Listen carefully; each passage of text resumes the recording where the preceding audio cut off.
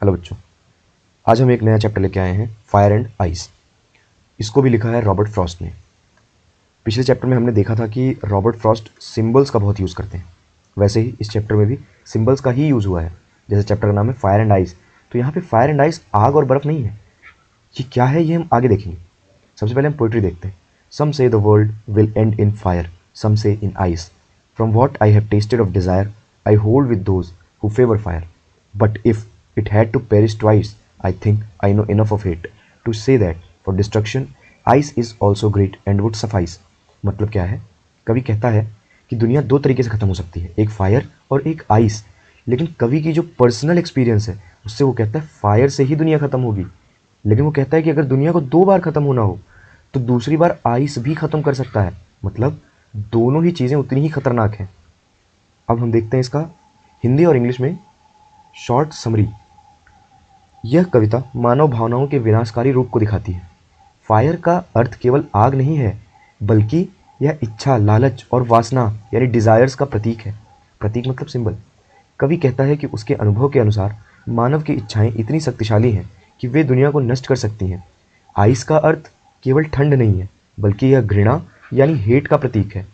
कवि मानता है कि यदि दुनिया दो बार नष्ट हो तो दूसरी बार घृणा भी उसे समाप्त कर सकती है। मतलब दूसरी बार आइस भी उसे खत्म कर सकती है। कवि बताना चाहता है कि मानव को बुरी भावनाएं ही विनाश का कारण बन सकती हैं। अब एक बार हम इंग्लिश में इसकी शॉर्ट समरी देखेंगे, क्योंकि कभी कभी आ जाता है कि समरी लिखना। The poem fire and ice by Robert Frost discusses how the world might and. मतलब कि ये कविता यह डिस्कस करती है कि दुनिया ख़त्म कैसे होगी या दुनिया ख़त्म कैसे हो सकती है। Some people believe it will end in fire, others believe it will end in ice. The poet relates fire to desire and greed, which he believes are powerful enough to destroy the world. He also relates ice to hatred, which also can cause destruction. The poem highlights the destructive nature of human emotions and desires and hate. It gives the message that uncontrolled human feelings can lead to the end of the world. मतलब जो हमने अभी ऊपर देखा कि जो humans की feelings हैं, जो उसकी डिज़ायर है, लालच है, घृणा है, हेट है, वो दुनिया को ख़त्म कर सकती हैं। फिर हम देखते हैं लाइन बाय लाइन इसका जो समरी है। फिर हम देखेंगे कुछ इंपॉर्टेंट क्वेश्चंस। तो जो पहला है, पहली लाइन क्या कहती है? पहली लाइन कहती है सम say the world will end in fire. कुछ लोग कहते हैं कि दुनिया आग से, आग यानी हमने अभी पीछे देखा था लालच, वासना, इन सब से ख़त्म होगी। Some people believe that the world will destroyed by fire. Some say in ice, others believe it will end because of ice, that is extreme cold और hate. From what I have tasted of desire, the poet's experience of human desire, greed, or passion, I hold with those who favor fire. The poet agrees with those who thinks the world will destroy due to fire. Fire means greed and passion. Or, but if it had to perish twice, but if the world had to be destroyed a second time, I think I know enough of hate. The poet has to see enough of hate in this world to say that the world can also be destroyed by ice. He believes hatred or ice can also destroy the world. To say that for destruction, ice is also great and would suffice. Ice is also powerful enough to destroy the world. So the poet gives two ways to destruction of the world. First is ice and second is fire.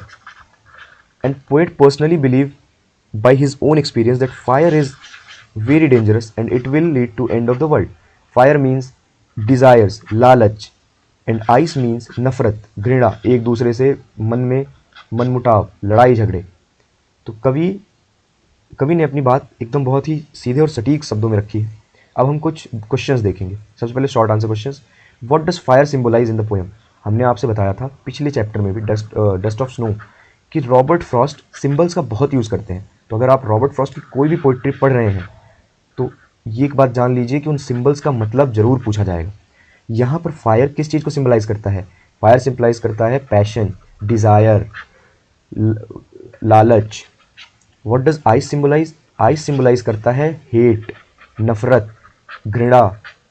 What does the poet agree with those who favour fire? Poet उनके साथ agree क्यों करता है जो fire को favour करते हैं? क्योंकि उसके खुद के एक्सपीरियंस ऐसे हैं जो कि कहते हैं दुनिया लालच की वजह से ख़त्म हो जाएगी, दुनिया उनके डिज़ायर्स की वजह से ख़त्म हो जाएगी।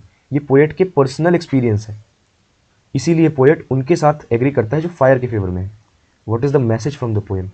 पोएम से साफ मैसेज है कि अगर हमें दुनिया को बचाना है तो हमें अपने अंदर जो लालच है, जो नफरत है एक दूसरे के खिलाफ, जो हमारे डिज़ायर्स हैं, जो पैशन है, उन पे काबू करना होगा, कंट्रोल करना होगा। हमें अपनी फीलिंग्स को कंट्रोल में रखना होगा, नहीं तो वही अनकंट्रोल्ड फीलिंग ही दुनिया के एंड का कारण बनेंगी। अब 5 मार्क्स के क्वेश्चन देखते हैं। Explain the symbolism used in the poem. Symbolism क्या यूज हुआ है? Fire and ice. तो यहाँ पे आप इन दोनों के आंसर्स को मर्ज करके लिखेंगे कि the symbols used in the poem are fire and ice. Fire का मतलब क्या है? पैशन, डिज़ायर, लालच। उसके बाद अपना आइस का मतलब है हेट, एक दूसरे से नफरत, ये सारी चीज़ें। How does the poem show that human emotions are destructive.